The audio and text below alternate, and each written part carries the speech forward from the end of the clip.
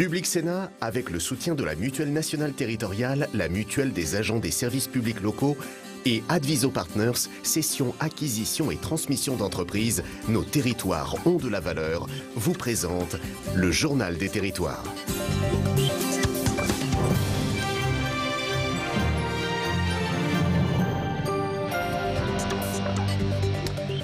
Bonjour à tous et bienvenue dans la matinale d'info de Public Sénat avec la presse quotidienne régionale, les télés locales de France, les Indés radios. Ce sont 130 radios qui sont nos partenaires sur tout le territoire français et avec TV5 Monde. Dans un instant, je vais vous présenter le JT des territoires. Puis il y aura le Club de la presse, puis Territoire d'info avec un invité politique en direct sur ce plateau. Aujourd'hui, c'est Stéphane Troussel, le président PS du conseil départemental de Seine-Saint-Denis, qui sera notre invité au lendemain des annonces d'Emmanuel Macron sur les banlieues. Tout de suite, c'est le JT des territoires. Je vous y retrouve dans un instant. À tout de suite.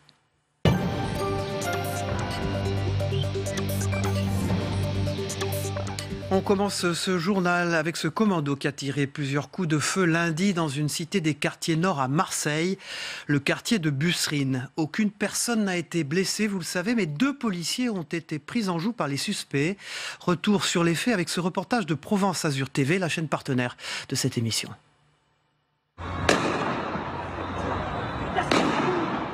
Il n'est pas 17h lundi quand des individus armés et cagoulés entrent à pleine vitesse dans cette cité du 14e arrondissement de Marseille. Ils ouvrent aussitôt le feu, probablement pour intimider. Très rapidement, des policiers qui se trouvaient à proximité interviennent. Un premier équipage est intervenu dans la cité elle-même, ce qui a provoqué la fuite des individus en question qui sont partis après avoir tiré plusieurs coups de feu en l'air.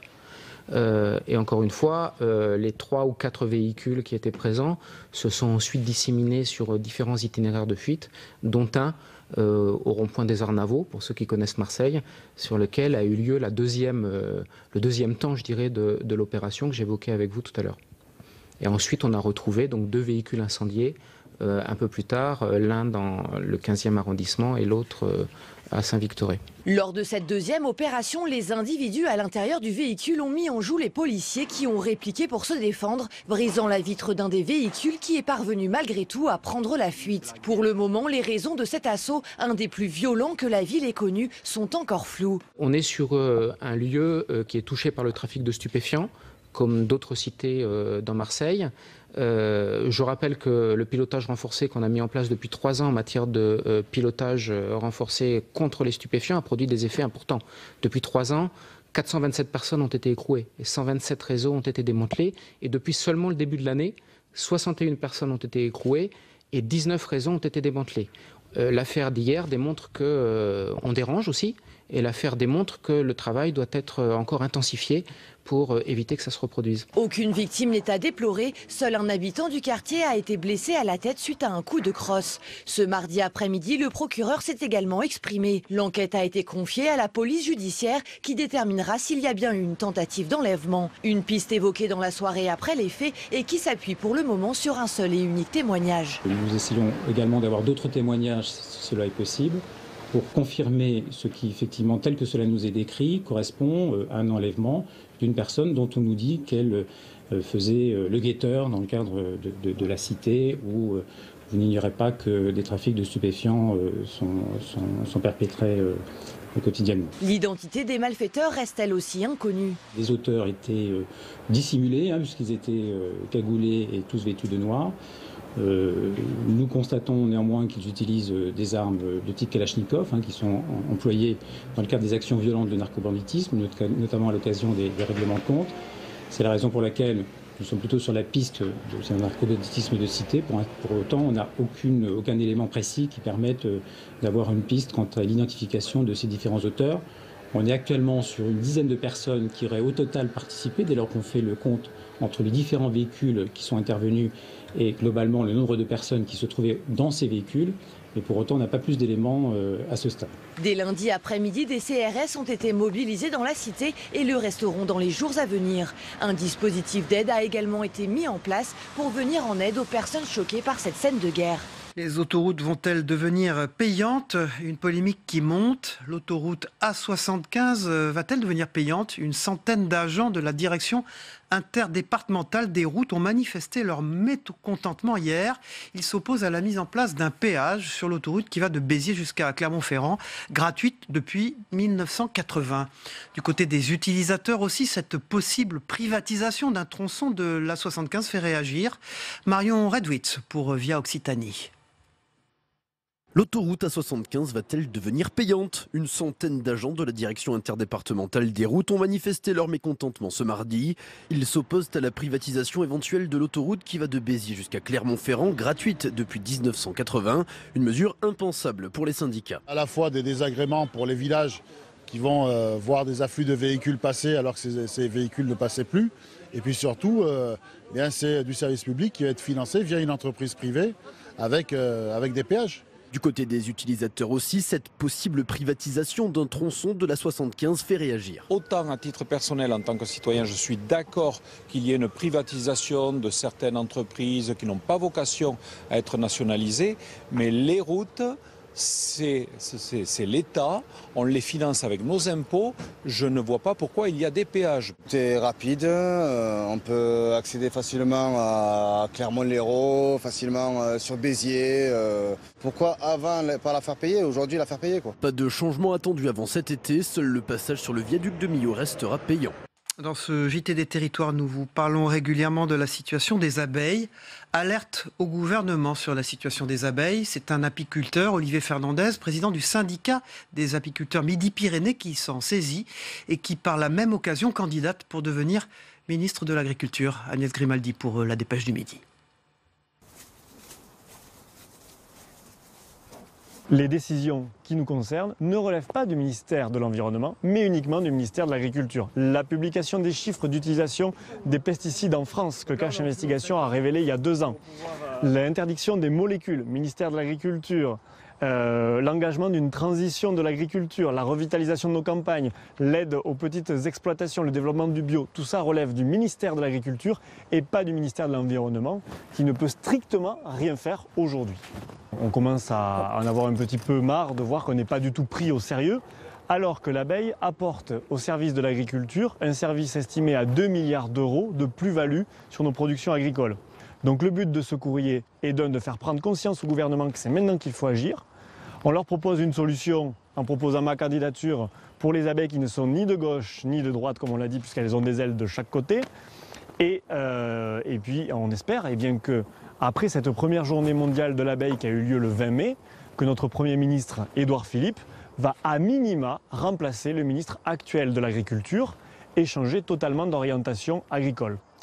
Les mesures qui pourraient faire du bien tout de suite aux abeilles, c'est d'interdire l'ensemble des insecticides qui sont aujourd'hui montrés du doigt par les scientifiques qui sont totalement indépendants du CNRS, de l'INSERM, de l'INRA et qui montrent que ces pesticides ont un effet direct sur la mortalité de nos abeilles. Voilà, on va décoller maintenant dans ce journal à Bar-sur-Aube. Le vent d'Est offre une condition météorologique idéale pour les parapentistes. En ce moment, à la colline Sainte-Germaine de Bar-sur-Aube, le vent d'Est permet aux parapentistes de décoller et d'atterrir facilement et en toute sécurité. Un vent idéal donc, et des initiés qui viennent parfois de loin pour profiter du spot et de la vue. Flavien Léger pour Canal 32.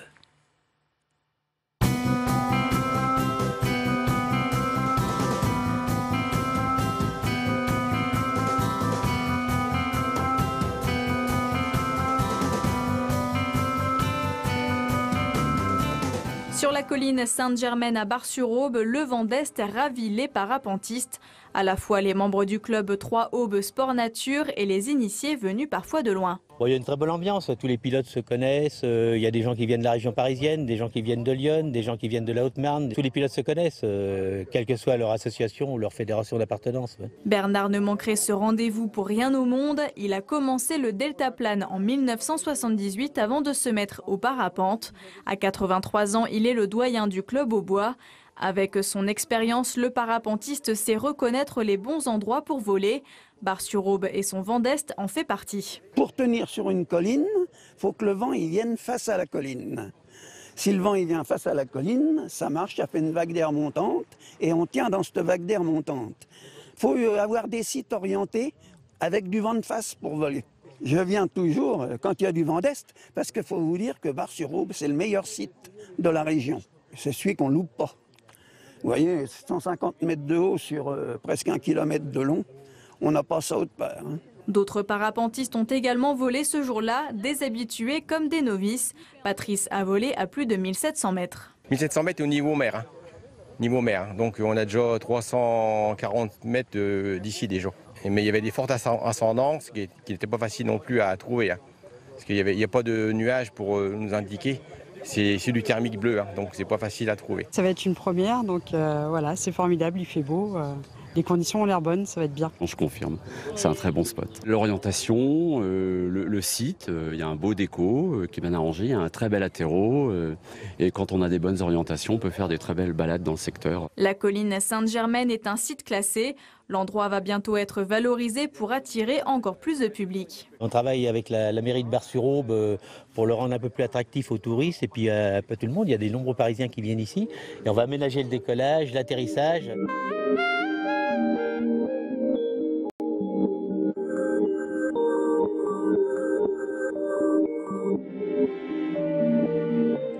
Voilà de bien belles images qui font rêver. Tout de suite, on passe à la revue des unes de la presse quotidienne régionale. Dans un instant, à tout de suite.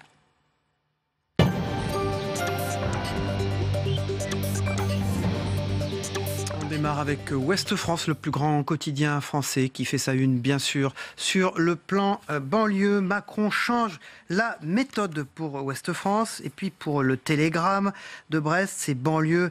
Un discours de plus, point d'interrogation pour La Voix du Nord. Jean-Michel Bretonnier revient dans son édito sur Jean-Louis Borloo, la querelle d'ego entre un président qui passe la commande et veut contrôler et un artiste qui veut créer dans la plus grande liberté à compter dans le rendez-vous manqué entre les deux hommes.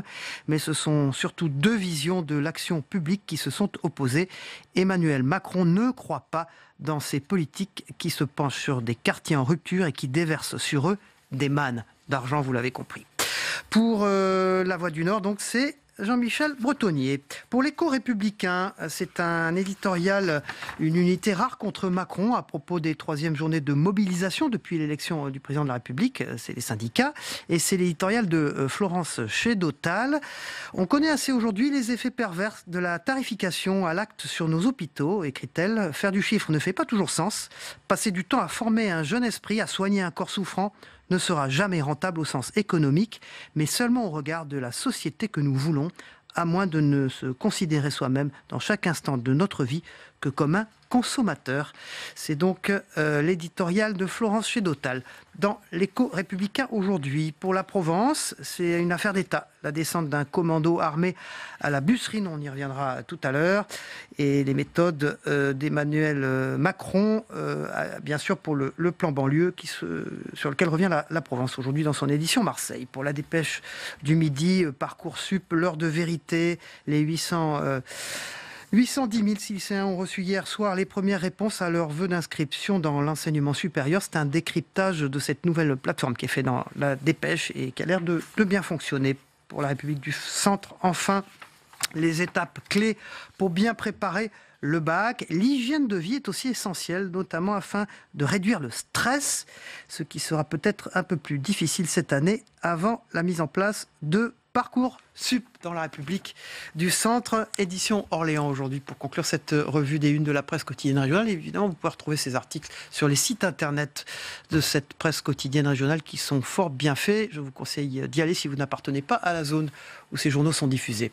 Voilà, Club de la presse aujourd'hui avec Jean-Louis Picot. Bonjour Jean-Louis, vous êtes responsable du complément éco du Parisien. Merci d'être sur ce plateau. Et Guillaume Doyen de la Gazette des communes, des départements et des régions. Vous en dirigez les rédactions. Merci d'être là. Emmanuel Macron, hier, a présenté des mesures pour les quartiers populaires devant des centaines d'habitants.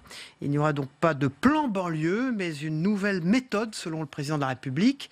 La vision d'Emmanuel Macron sur les banlieues, très attendue après la remise du plan Borloo. C'est un reportage d'Audrey Vuettaz de Public Sénat. Mise en scène, léchée. 660 représentants des quartiers populaires invités à l'Élysée pour ce qu'ils croyaient être l'annonce d'un nouveau plan banlieue sur la base de l'ambitieux rapport Borloo. Ce matin, son auteur en était même d'ailleurs toujours persuadé. C'est à la fois un plan massif de création d'emplois, massif de reconquête républicaine. Alors, Monsieur le Président, vous nous avez permis de faire tout ça. Mais dès l'entame de son discours, camouflet du président. Et je ne vais pas non plus vous annoncer un plan ville, un plan banlieue, quoi que ce soit, parce que cette stratégie est aussi âgée que moi. 2 mâles blancs ne vivant pas dans ces quartiers s'échangent l'un un rapport et l'autre disant « on m'a remis un plan, je l'ai découvert ». C'est pas vrai, ça marche plus comme ça. Pas de plan sur 3 ans, donc le président change de méthode et annonce une philosophie de travail pour plus de dignité et d'émancipation dans les banlieues. Dans son discours de plus de 2 heures, pléthore d'actions concrètes mises en place dans moins de 6 mois. On retiendra l'affectation des hébergements d'urgence hors des quartiers difficiles, un plan anti-drogue, 30 000 stages de 3e pour les quartiers populaires et des référents laïcité dans les écoles. Mais aucune annonce de déblocage de crédits spécifiques. Il n'a pas parlé d'argent, hein. Alors c'est comme ça, il vexe pas, vous me direz. Mais le problème, c'est que les communes, comment nous allons mettre en œuvre des mesures, y compris qu'il a données, mais qui se retournent contre nous. Certains félicitent cependant le mouvement impulsé par le président. Il a décrit cette planification qui est nécessaire et souligné combien la mobilisation de tous les services, santé, l'école, l'emploi, est indispensable pour donner un nouvel élan. Quant au principal intéressé, Jean-Louis Borloo, il se dit satisfait. Prochain rendez-vous fixé fin juillet avec la concrétisation du plan antidrogue annoncé aujourd'hui par le président. Jean-Louis Picot, alors, une nouvelle méthode ? Oui, une nouvelle méthode, même si moi, personnellement, j'étais un peu déçu sur la forme et circonspect sur le fond, mais après, on va laisser le bénéfice du doute, on va attendre les résultats. Il y a des rendez-vous qui ont été fixés tous les 2 mois pour justement faire le bilan au fur et à mesure. Donc on va regarder. Non, sur la forme, je trouve que ça manque déjà au départ de cohésion. Bon, il y a eu de la friture sur la ligne avec Jean-Louis Borloo, tout le monde l'a vu. Mais il a fait mauvaise fortune, bon cœur, parce que quand il a parlé... Il donne le change, c'est normal. Il donne le change. Mais après tout, c'est pas grave ça, c'est de la forme.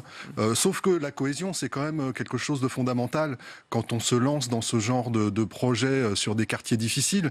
Donc on est censé donner l'exemple. Mais au-delà de Borloo, il y a aussi les élus locaux, on en parlera sans doute avec Guillaume. Donc bon, mais ça, tout ça, on peut dire que c'est de la forme, c'est pas grave. Sur le fond, bon, il y a 2 choses fondamentales dans ces quartiers. C'est le problème d'éducation et le problème d'emploi. Donc si on a des difficultés dans l'un et l'autre des thèmes, on n'est pas du tout sorti de l'auberge. Donc il y a des choses qui ont été lancées déjà par Macron depuis 1 an. Diviser par 2 les effectifs dans les petites classes, ça c'est quelque chose que, en général, les enseignants s'accordent à dire que ça marche. Donc très bien.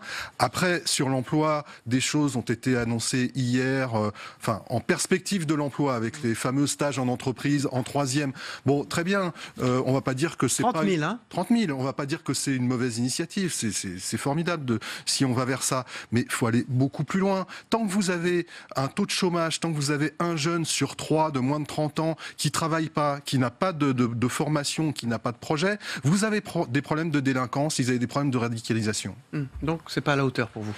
J'attends de voir la suite, mais j'attendais quelque chose de plus spectaculaire, c'est vrai. Guillaume Doyen, création d'une agence nationale de cohésion des territoires, ça doit vous plaire ça? Oui, alors c'est dans le ça a été annoncé il y a longtemps déjà, donc c'était pas dans son programme, il en avait parlé en juillet dernier. Alors là, il la recycle si vous voulez, il confirme qu'il va la créer. À mon avis, c'est important du point de vue politique déjà, parce qu'il ne se pose plus là en président qui va sauver la banlieue, mais qui va s'intéresser à la totalité des territoires, ruraux, urbains, etc. Il pointe des problèmes d'équipement dans les territoires. Hein, oui, alors ils sont nombreux, ces problèmes-là, sans qu'il y apporte là tout de suite, si vous voulez, une réponse claire et nette. Il n'y a pas de mesure phare dans ce qu'il a dit. En effet, il n'y a pas quelque chose qui va marquer les esprits. Il a, si vous voulez, catalogué ce qu'il avait fait, ce qu'il avait lancé et ce qu'il allait continuer à faire. Alors dans le Courrier des maires, que vous dirigez aussi, vous titrez « Les associations d'élus partagées après le discours du président de la République ». Oui, c'est ça. Alors l'AMF, l'Association des maires de France, elle se dit un peu déçue. Il y a une association... Président François Baroin. Exactement. Il y a une association un peu moins connue qui est France Urbaine, qui représente les métropoles, les très grandes villes de France. Il y a une association qui s'appelle l'ADCF, qui représente les intercommunalités, qui elle est satisfaite parce que Macron leur a dit OK, je vais beaucoup travailler avec vous. Elle, ce qu'elle souhaite, c'est s'occuper de tout ce qui les concerne au premier chef, comme organisateur du territoire, et demande à l'État d'assurer l'essentiel du reste, quoi. C'est de plus que que plus ne vienne tout de l'État, mais qu'il fasse ce qu'il a à faire en matière de sécurité, de justice, d'éducation et de santé. Et on revient à la cohésion. On parle aussi un mot sur les associations qui sont sur le terrain, qui font un travail formidable, mais c'est pas du 100%, c'est pas un taux de réussite à chaque fois forcément élevé. Et donc l'un des messages qu'a passé Emmanuel Macron, c'est de dire on va regarder d'un peu plus près ce que font les associations, on va définir des projets ensemble, on va voir ce qui vraiment vaut le coup ou non. Il y a aussi du clientélisme, faut le dire, dans certaines villes, dans certains quartiers, au niveau des associations. Donc je pense qu'il va regarder de beaucoup plus près ce qui se passe et définir un programme plus précis. Là aussi, on revient à la cohésion. Alors, un plan de lutte contre le trafic de drogue, c'est complètement dans l'actualité, puisque il y a eu une fusillade, on l'a vu dans le JT des Territoires il y a un instant, dans le quartier de la Busserine à Marseille. C'est probablement une affaire de trafiquants de drogue. Alors, c'est un plan de lutte qui sera efficace, il sera finalisé d'ici juillet, dit Emmanuel Macron. Donc vite, il a bien conscience, le président, qu'il y a un vrai problème dans les quartiers. Il a dit, je ne sais plus quelle est sa phrase précisément, mais il a dit au niveau du trafic de drogue, on a perdu la bataille. C'est-à-dire qu'aujourd'hui, vous avez des quartiers où, mais on le sait depuis des dizaines d'années... Des trafics internationaux, dit le président. Trafics internationaux, les gens sont en danger. C'est-à-dire que la personne qui passe dans la rue, elle peut prendre une balle perdue. On l'a encore vu très récemment. Donc c'est vrai qu'il faut absolument faire quelque chose. Malheureusement, ce sont des discours qu'on a déjà entendus plusieurs fois. Donc j'espère que ce coup-ci, il va y avoir des choses très concrètes. Mais encore une fois, j'y reviens, il y a une partie purement police, répression de ces trafics, et puis il y a la partie à côté, parce que ces trafics, vous avez les meneurs, mais vous avez aussi tous les jeunes qui sont un peu désœuvrés, et si ces jeunes-là, on leur propose pas des choses, on aura toujours des problèmes de ce type. Guillaume Doyen, amélioration toujours dans ce domaine du travail partenarial entre maires et préfets concernant le fichier des signalements pour la prévention et la radicalisation à caractère terroriste. C'est important, ça va marcher ce travail de partenariat? On va voir si ça va marcher. Ce qui est absolument certain, c'est que ce genre de revendication de demandes portées par les maires, il est utile qu'il leur donne une réponse un peu favorable. Et ce qui est pas trop mal, je dirais, là-dedans. Au fond, il n'est pas arrivé qu'un grand plan banlieue décidé par l'État, mais il a dit « je vais bosser plus avec vous ». Et ça, c'est susceptible de plaire à un certain nombre d'entre eux, quand bien même pour l'instant, il n'y a pas vraiment de moyens dégagés, si vous voulez. Il n'est pas arrivé avec les 50 milliards ou les quasi 50 milliards dont parlait Borloo il y a encore 3 semaines. L'équité territoriale, qu'est-ce que ça veut dire? Une instance de recours. Borloo, ça, c'est votre affaire aussi. Oui, alors Borloo voulait une cour, si vous voulez. Il ne veut pas créer une nouvelle cour, Emmanuel Macron. Il se méfie un peu de ça, plutôt une instance. Ça signifie, par exemple, que la République, elle porte dans tous les territoires les mêmes objectifs, si vous voulez. Il faut instruire les jeunes, il faut protéger les citoyens, il faut les soigner, etc. Il faut leur offrir des transports en commun. Mais vous pouvez faire un recours si vous jugez, par exemple, que vous habitez Clichy-sous-Bois et que pour faire 15 km en transport en commun, il vous faut 1h30. Voilà un type de recours. Il y en aura beaucoup alors. Pourquoi pas? Un appel aux grandes entreprises, ça nous parle ça, Jean-Loup Picot, surtout vous qui êtes responsable du supplément éco, bien sûr. Du Parisien. Moi, ce que j'ai retenu, on en a dit un mot tout à l'heure, effectivement, au-delà de cette histoire de stagiaires là, qui seront prioritaires. 30 000 quand même. 30 000, non mais c'est encore une fois, c'est très bien. Mais j'ai entendu aussi qu'il allait rencontrer les responsables de 120 entreprises parmi les plus importantes de France. Parce que c'est là-dessus qu'il y a vraiment quelque chose à faire sur le long terme. En plus, je pense que, comme on le disait, il y a un effet de répétition par rapport à la banlieue et un sentiment d'échec. Il n'y a pas qu'un sentiment, il y a un constat d'échec. Mais là, Macron a une chance historique.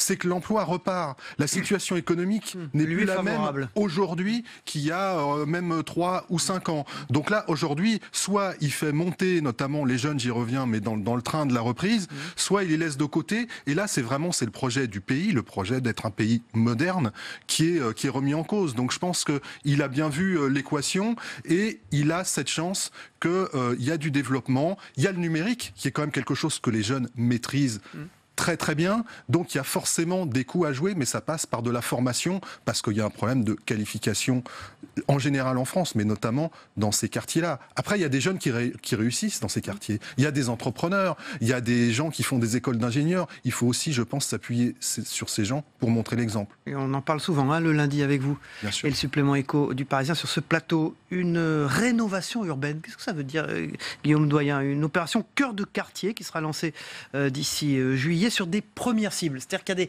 des quartiers qui vont être particulièrement ciblés par rapport à d'autres? Et comment on fera la sélection? Voilà, la sélection, vous la faites selon des critères sociaux et d'état de délabrement et de non-financement, si vous voulez, des copropriétés, quoi. Donc là-dessus, vous pouvez y aller. Ce qu'il a annoncé plus globalement, c'est qu'il allait bel et bien financer la nouvelle phase de la rénovation urbaine. Ça, c'est important parce que Borloo avait beaucoup protesté en disant que c'était en train de disparaître petit à petit. Donc là, le président dit je le fais. Pour ce qui concerne la rénovation des quartiers, oui, on en a besoin. Et on se demandait un peu ce qui est en train de se faire en France. Pour l'instant, plus grand-chose. Bon, il la relance, c'est pas mal. Alors, le Parisien aujourd'hui parle d'une opération enfouissement.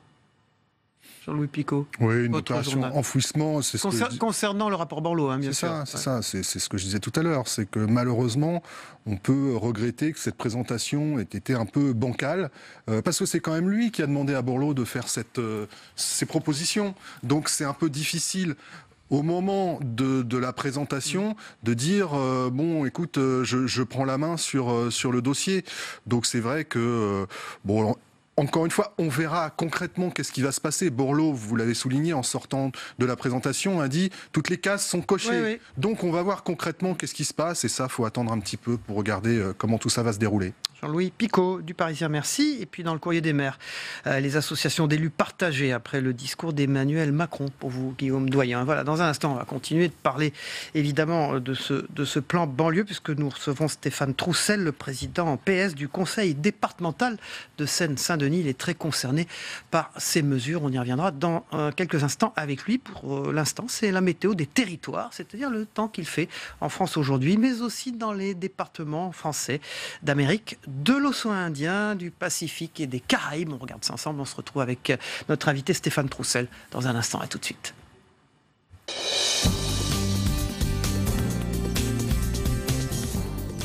Public Sénat, avec le soutien de la Mutuelle Nationale Territoriale, la Mutuelle des agents des services publics locaux et Adviso Partners, cession, acquisition et transmission d'entreprises, nos territoires ont de la valeur, vous ont présenté le Journal des territoires.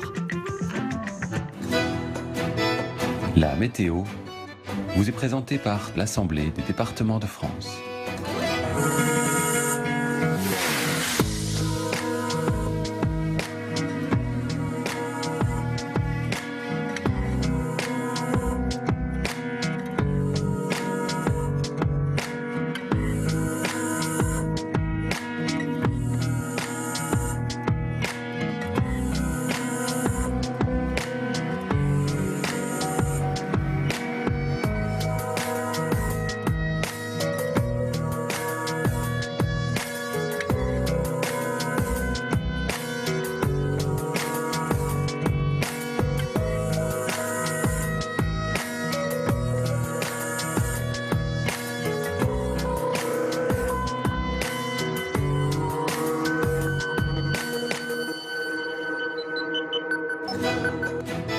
C'était la météo avec l'Assemblée des départements de France.